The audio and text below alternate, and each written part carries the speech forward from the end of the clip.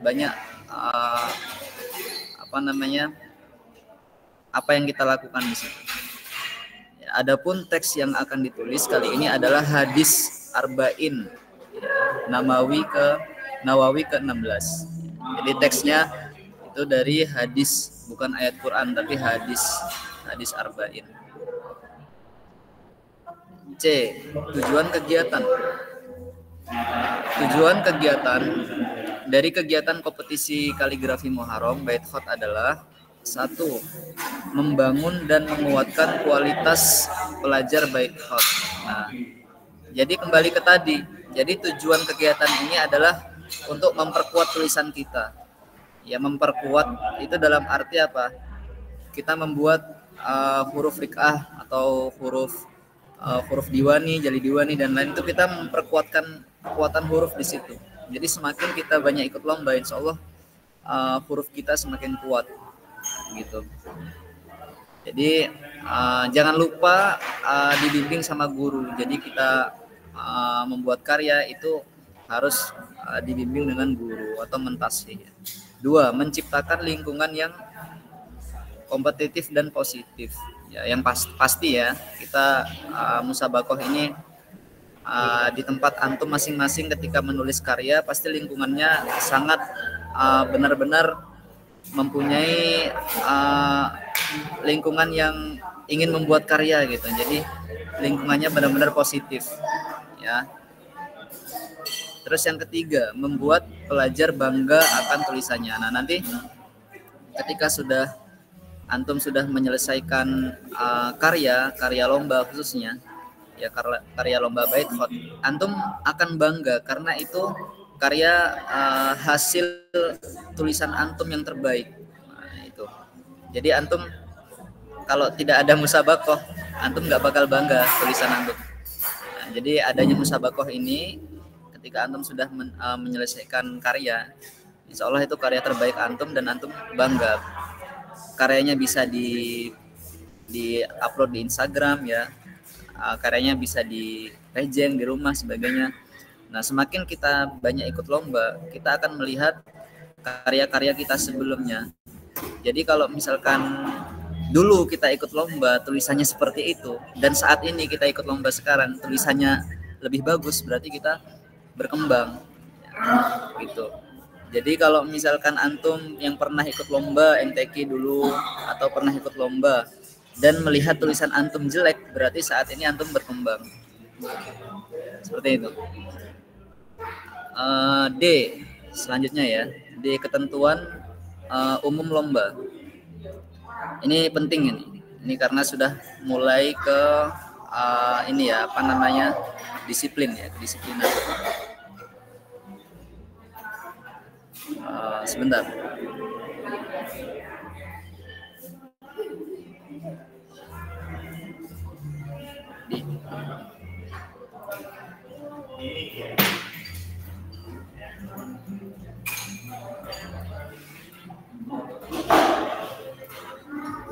Ya, lanjut. Ketentuan umum lomba. Ini sudah mulai ke ini ya, yang detail. 1. Peserta lomba adalah seluruh pelajar Bait Khot. Ya, jadi lombanya internal ya. Jadi lomba-lomba yang diadakan di Bait Khot ini itu yang boleh mengirimkan karya atau yang boleh membuat karya itu hanya pelajar Bait Khot. Jadi bukan umum. Sudah jelas. Yang kedua, tidak ada prosedur pendaftaran bagi para peserta. Lanjut tadi nomor 3. Peserta mengirimkan nomor 2 ya, tadi sampai nomor 2. Tidak ada prosedur pendaftaran bagi para peserta. Ya, jadi peserta tidak ada mendaftarkan bagi para peserta. Jadi tidak ada pendaftaran di sini. Cukup dengan langsung mengumpulkan. Jadi langsung mengumpulkan karya. Jadi tidak ada pendaftaran, cukup dengan langsung mengumpulkan karya. Ya. Nomor 3, peserta mengirim file karya yang sudah jadi ke link Google Drive berikut. Nah, jadi ketika antum mengerjakan karya, ya, ketika sudah selesai karyanya itu di scan, ya, lebih bagus karyanya di scan. Nanti kalau tidak ada scanan gimana Ustadz? Mungkin antum bisa download aplikasi cam scanner, ya, itu sangat mudah difoto menggunakan handphone. Mungkin di situ lebih detail. Ya, mungkin kalau saran saya, antum menggunakan scan.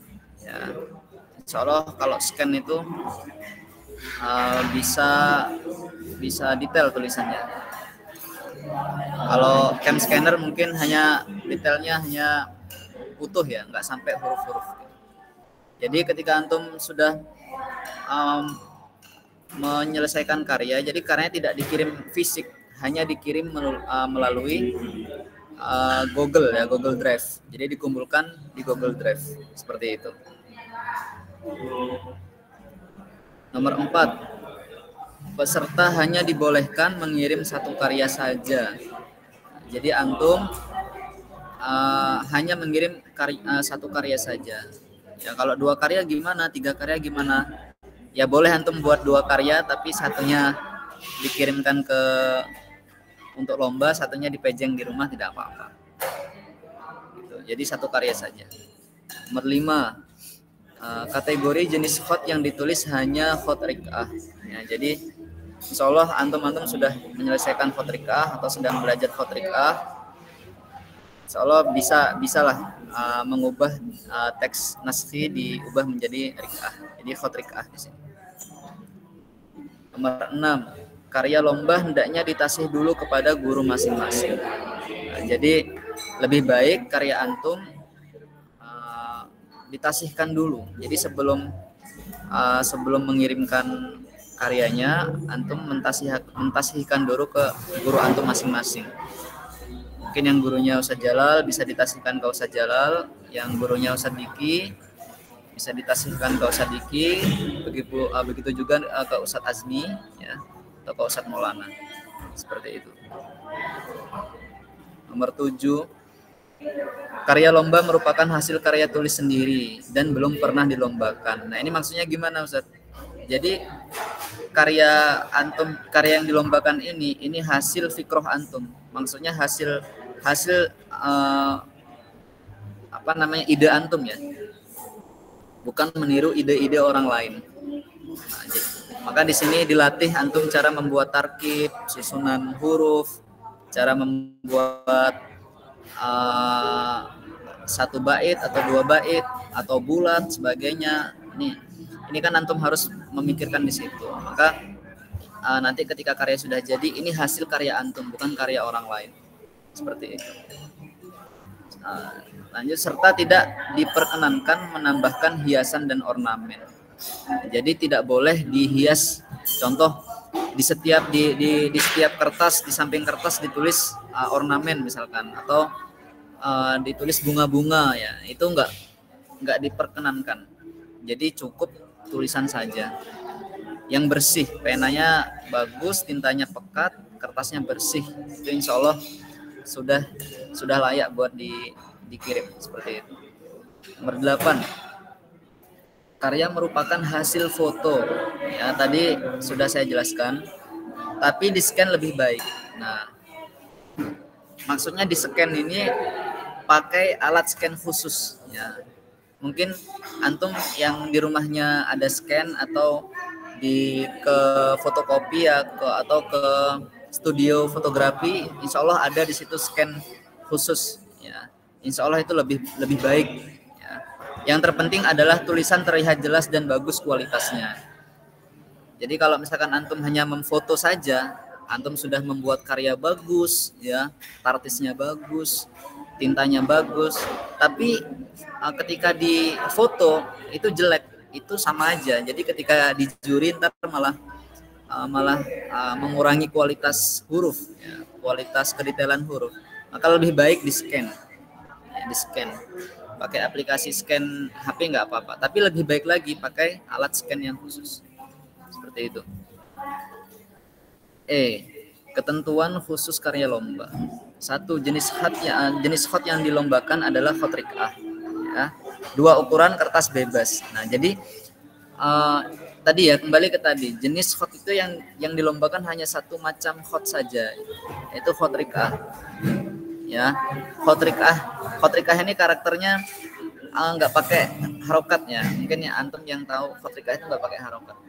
Jadi khot rik'ah saja, tidak diwani, tidak jali diwani, hanya khot rik'ah saja. Yang kedua, ukuran kertas itu bebas. Jadi antum mau pakai ukuran kertas berapa saja ya, itu bebas, tidak ada batasan. Yang ketiga, ukuran pena maksimal 3 mili ya. Jadi ini udah standar. Ukuran pena maksimal 3 mili. Yang keempat, ini ukuran pena. Jadi kalau misalkan antum ingin memakai 2 pena ya, itu pakai di bawahnya 2 mili, 1 mili. Jadi tidak melebihi ukuran 3 mili. Seperti itu. Jadi maksimal 3 mili. Mau antum pakai 2 mili, 1 mili tidak apa-apa. Seperti itu. 4, jenis kertas art paper ya, atau kertas kinstrik ya. Yang antum tahu art paper yang biasa antum menulis buat laporan pelajaran, itu memakai kertas art paper berwarna bebas. Nah, jadi bukan putih saja ya. Antum mau disemprot pakai teh juga boleh, mau dipilok juga nggak apa-apa, terserah antum ya. Antum mau di warna apa aja, insya Allah bisa ini ya, diterima ya. Ya mungkin yang saya tahu, yang antum tahu, mungkin kertasnya diwarnai dengan teh ya, atau dikasih apa yang berwarna gitu, biar lebih klasik, lebih bagus. Tapi kalau kertas art paper bersih aja gimana, terserah antum, kembali ke selera antum. Seperti itu. Nah, yang kelima, warna tinta adalah hitam. Jadi tidak ada yang memakai warna tinta itu biru, terus kuning, merah, tidak ada. Semua harus hitam. Nah, lebih bagus lagi hitamnya hitam pekat ya. Itu menandakan bahwasanya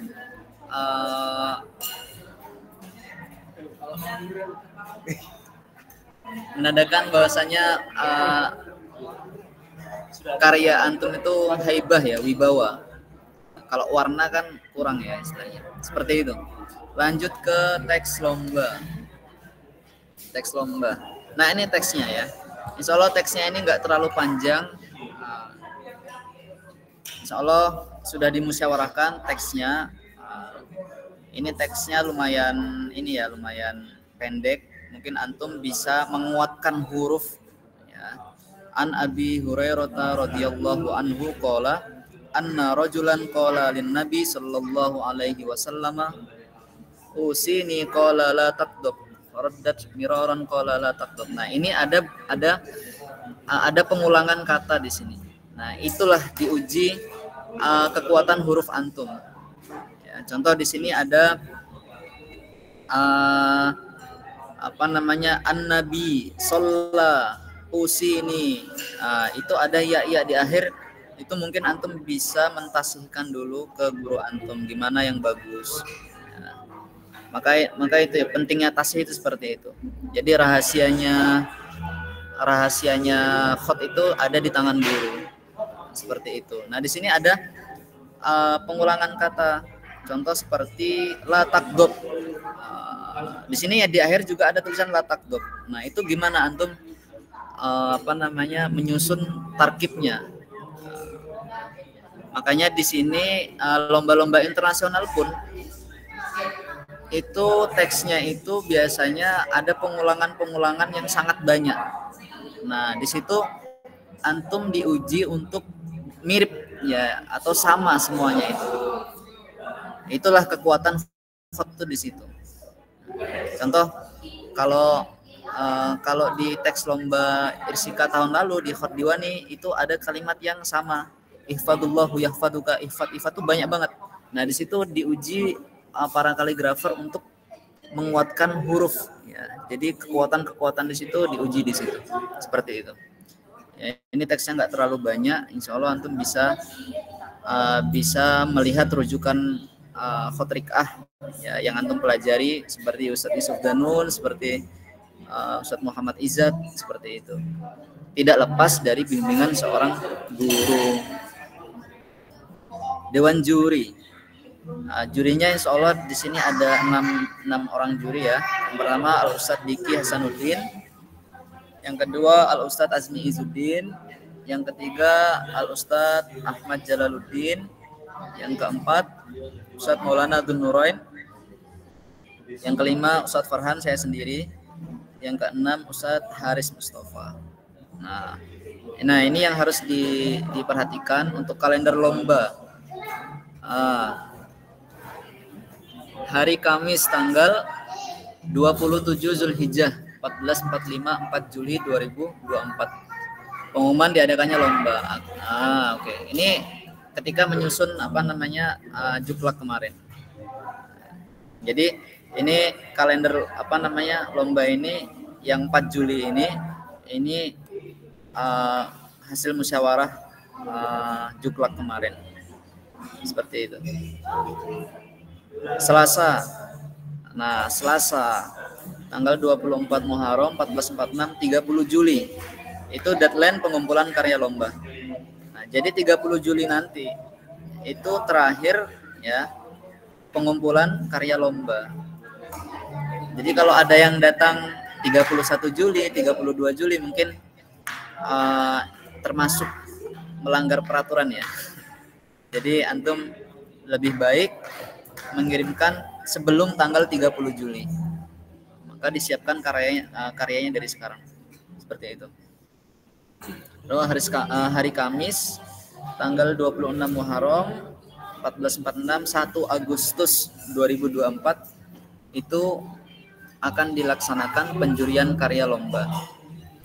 Seperti itu.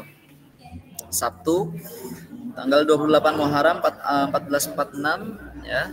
3 Agustus 2024 pengumuman pemenang lomba. Jadi tanggal 3 Agustus di sini akan diumumkan pengumuman pemenang lomba. Insya Allah karya-karya terbaik nanti bakal di post di akun Instagram Baik Hot seperti itu. Penilaian kriteria penilaian juri penilaian juri terdiri dari apa aja itu? Kaidah dan kebenaran 60%, kepandaian dalam menyusun tarkib 20%, finishing dan kerapian. Nah, kembali ke tadi, kalau misalkan antum mengikuti karya-karya orang lain dan itu karyanya sudah pernah ditulis, insya Allah teksnya ini menurut saya belum pernah ditulis sama kaligrafer sebelumnya. Jadi antum bisa membuat fikroh yang bagus, membuat tarkib yang bagus. Nah, insya Allah itu bakal dinilai dengan juri, ya seperti itu. Jadi antum harus menguatkan huruf antum, tarkib antum, ya terkhusus di karya lomba ini seperti itu. Terus yang ketiga finishing dan kerapian. Nah finishing di sini ya termasuk ini ya tartis, terus ketebalan huruf bisa dirapikan, ya alif atau waw, huruf waw yang sama semua dirapikan semua seperti itu. Dari ketebalan tinta dan sebagainya itu semuanya termasuk finishing ya. Seperti itu. Kertas juga ya, seperti itu. Hadiah. Pemenang akan diambil dari 3 terbaik dan 2 harapan. Nah, ini ada harapan ini. Jadi antum-antum sangat kemungkinan lah buat menang kalau ada harapan. Seperti itu. Jadi yang menang bukan hanya 3 saja, tapi ada harapan di sini. Juara 1 ya sertifikat plus uang pembinaan. Ini saya tidak menyebutkan hadiahnya berapa ya. Ini saya sebutkan uang pembinaan saja. Juara 2 sertifikat dan uang pembinaan. Juara 3 sertifikat uang pembinaan juga. Terus juara 4 atau juara harapan 1 sertifikat, juara 5 atau harapan 2 ya sertifikat. Juara bisa saja dihapus menyesuaikan dengan kebijakan juri. Jadi maksudnya di sini gimana? Jadi kalau misalkan karya antum sudah bagus, sudah dilihat sama juri bagus, tapi ternyata di akhir ada kesalahan harokat atau kesalahan huruf yang kurang, itu bakal dis ya, oleh juri. Seperti itu. Udah jelas apa ada pertanyaan di sini? Mungkin antum yang kurang jelas ya, ada pertanyaan dari Juklak.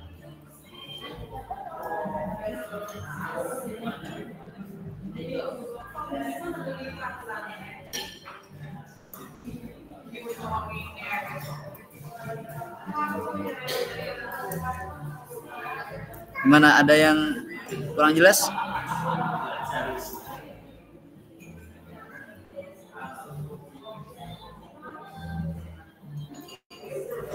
Ya, yang bagi yang ada pertanyaan mungkin bisa disampaikan kalau memang ada.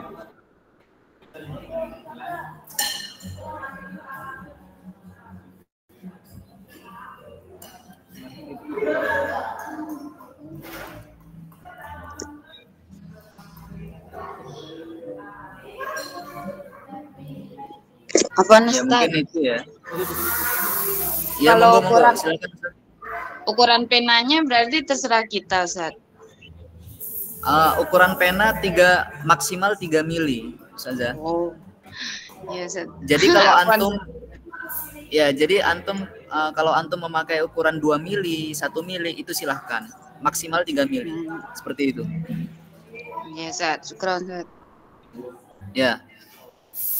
Mungkin ada pertanyaan lagi? Mungkin yang baru masuk, mungkin nanti bisa di-share ininya, juklaknya. Seperti itu. Ya, sebagai ini ya, pengetahuan ya. Jadi sekarang ini banyak musabakoh internasional khususnya. Apalagi nanti ketika sudah memasuki akhir tahun itu ada lomba-lomba nasional seperti musabakoh Khodiwani yang ada di Malang. Ya, mungkin sebelum itu antum bisa mengikuti lomba yang ada di Bait Khot dulu. Nah, insya Allah lomba yang ada di Bait Khot ini juri-jurinya sudah berpengalaman semua. Ya, ada Ustaz Jalal yang pernah juara beliau pernah mengikuti lomba dan juara juga ya. Ada Ustaz Diki juga yang pernah juara 1 ya. Insya Allah pengalaman juri di sini sudah standar lah ya, sudah standar. Jadi kalau antum ingin mengikuti internasional, lomba yang lebih tahap tinggi, itu sangat mungkin bisa antum buat memasuki juara di situ. Kalau antum sudah mengikuti yang kecil dulu. Soalnya kalau yang kecil sudah maksimal, lomba yang besar insya Allah semakin maksimal lagi. Seperti itu. Untuk dekat-dekat ini ada lomba Irsika, ada Asafir, ada Warisul Anbiya, ada Qatar yang baru ya, seperti itu. Seperti itu. Ada pertanyaan? Kalau nggak ada nggak apa-apa, langsung bisa ditutup.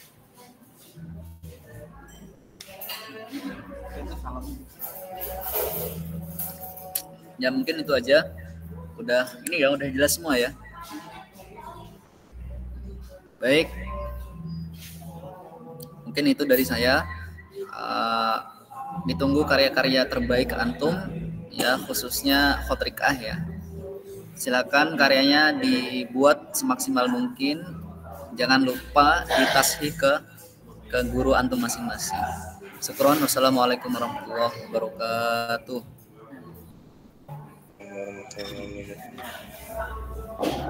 Ya.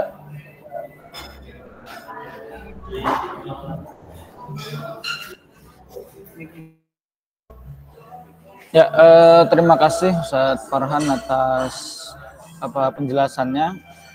Jazakumullah khairan. Di sini mungkin saya pribadi ada tambahan ya, beberapa poin. Pertama, yang dilombakan ini kan khotrikah ya. Nah, ya teman-teman semua, saya bisa mengatakan bahwa semuanya bisa menulis, ya.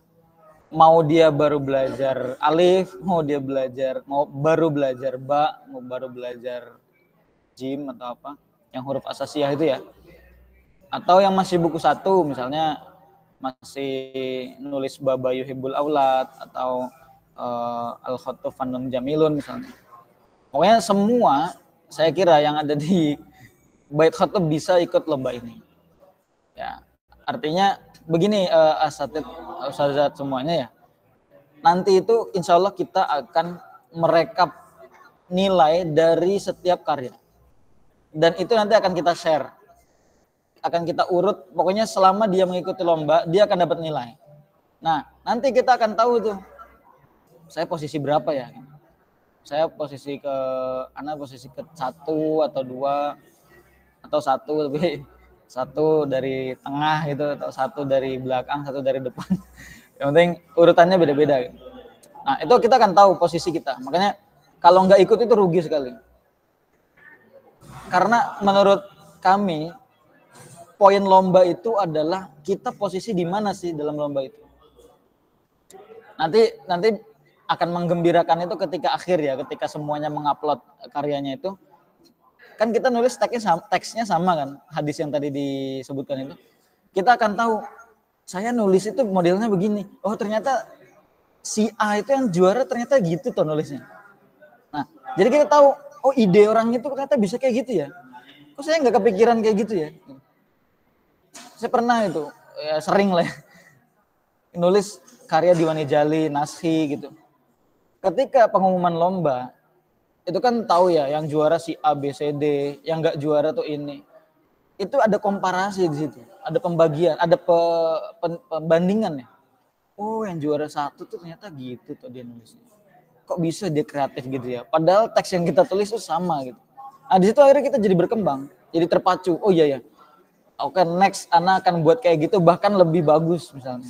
Nah itu akan menjadi satu pemicu ya. Lomba ini memang tujuannya seperti itu.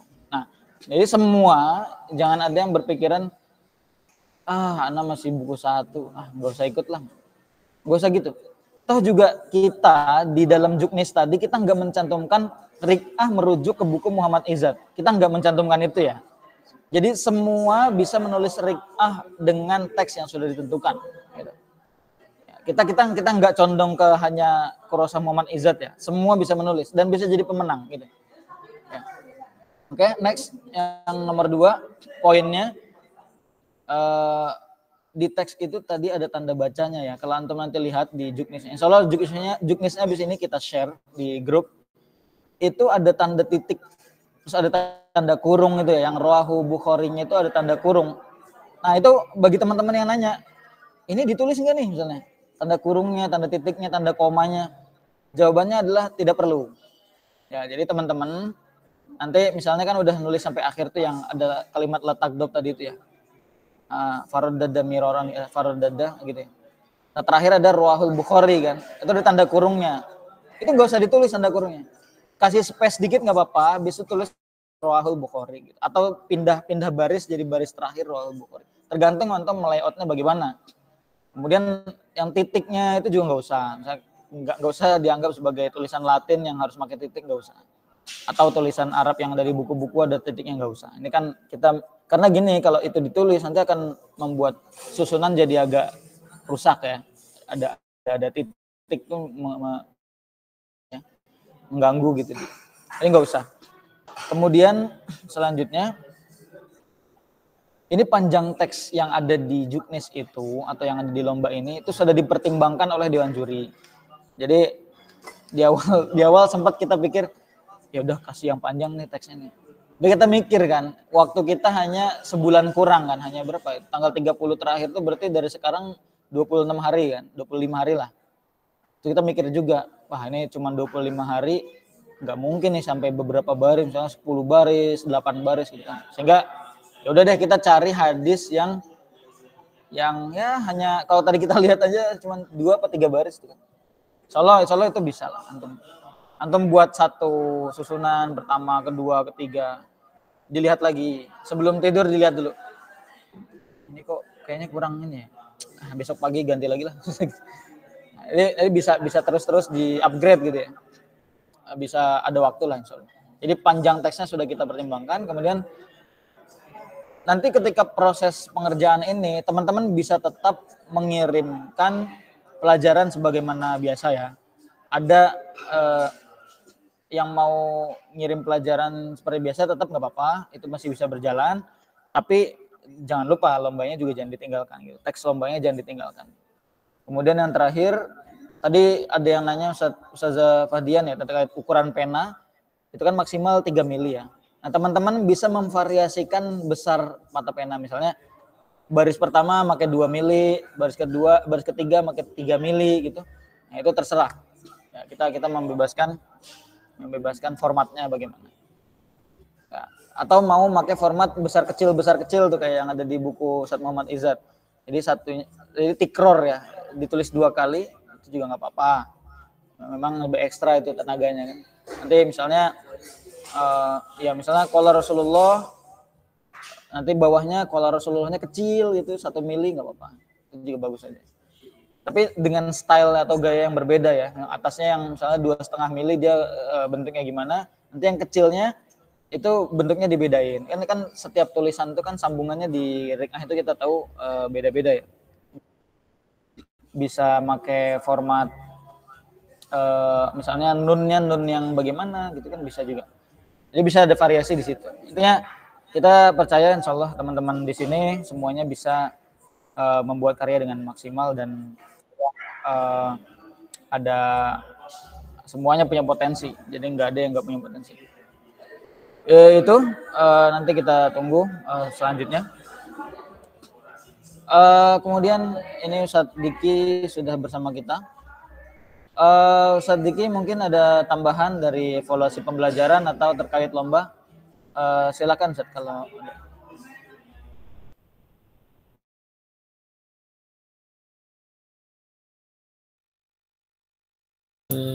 Bismillahirrahmanirrahim.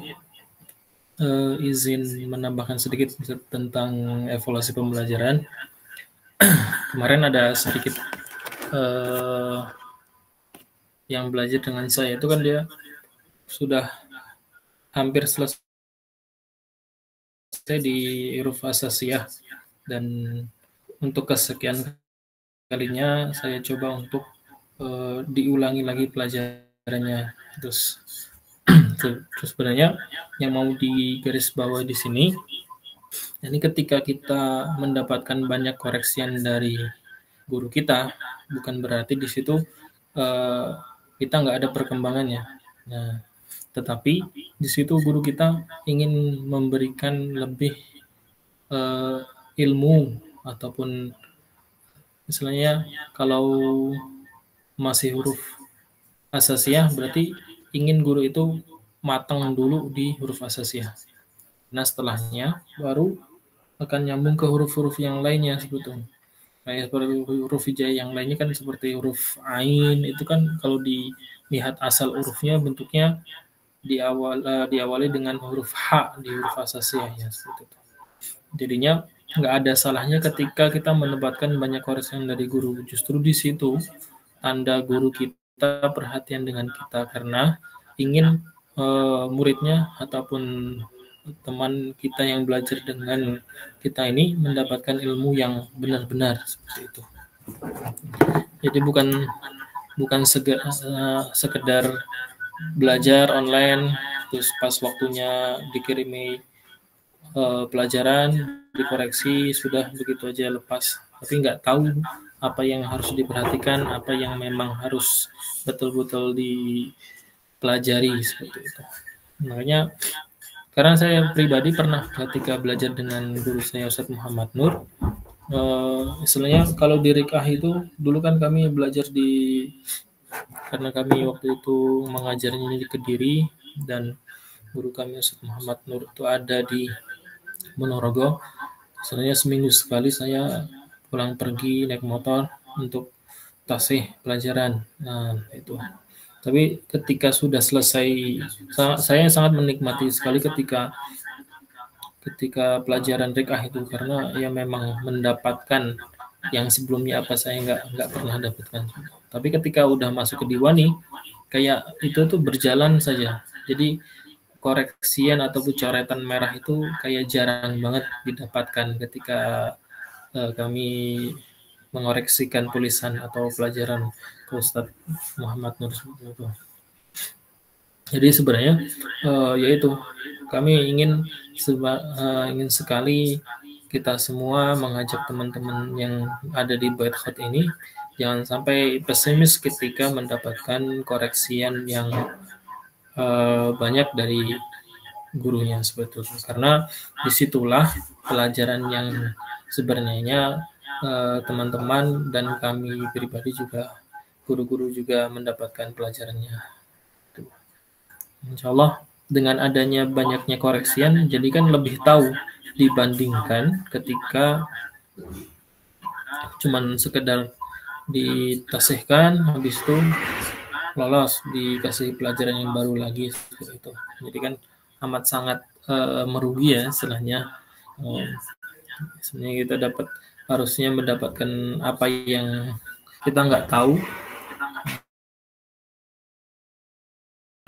tapi malah dianggapnya itu benar sama guru kita. Istilahnya kan kalau yang kita pelajari itu kan mengikuti, mencoba membuat huruf sesuai dengan apa yang diajarkan guru kita. Tapi kalau ketika ditulis, kadang kan ketika nulis pelajaran itu kan ada keraguannya. Ini udah benar belum ya? Tapi pas coba ditakdimkan, ditasihkan ternyata benar. Maksudnya nggak ada yang disalahkan. Padahal di situ kita nunggu nih apa ya yang nanti dicoret gitu. Bagian mana ya yang istilahnya misalkan kayak di huruf dal sambung gitu. Aslinya itu seperti apa sih? Gerakan hurufnya itu seperti apa sih? Seperti itu. Tuh. Lebih-lebih ketika kita mengikuti yaitu tadi musabaqah. Ketika kita mengikuti musabaqah itu banyak sekali pengalaman yang kita dapatkan dibandingkan sekedar kita mengikuti pelajaran yang sudah disampaikan guru kita per minggunya seperti itu. Karena ketika kita mengikuti lomba, di situ kita ngulik sendiri, kita mencoba mengeluarkan pelajaran apa yang pernah kita pelajari seperti itu. Maka dari itu kami mengajak teman-teman semuanya, Ustadzah dan Asatidzah semuanya yang ada di Bait Khot ini untuk bisa meramaikan acara tahunan di Bait Khot khususnya, yaitu perlombaan Muharram, karena ya nggak ada salahnya, karena kalau dilihat memang tahun ini banyak sekali perlombaan internasional dan itu nggak dimulai langsung ikut lomba internasional, tapi dimulai dulu dari lomba-lomba yang internal seperti ini ataupun lokal seperti ini. Mungkin itu saja dari kami, Ustadz Jalal, Ustadz Farhan Yuda. Kurang lebihnya kami mohon maaf. Billahi taufiq wal hidayah. Assalamualaikum warahmatullahi wabarakatuh. Waalaikumsalam warahmatullahi wabarakatuh. Terima kasih Ustadz Diki atas arahannya dan beberapa evaluasinya.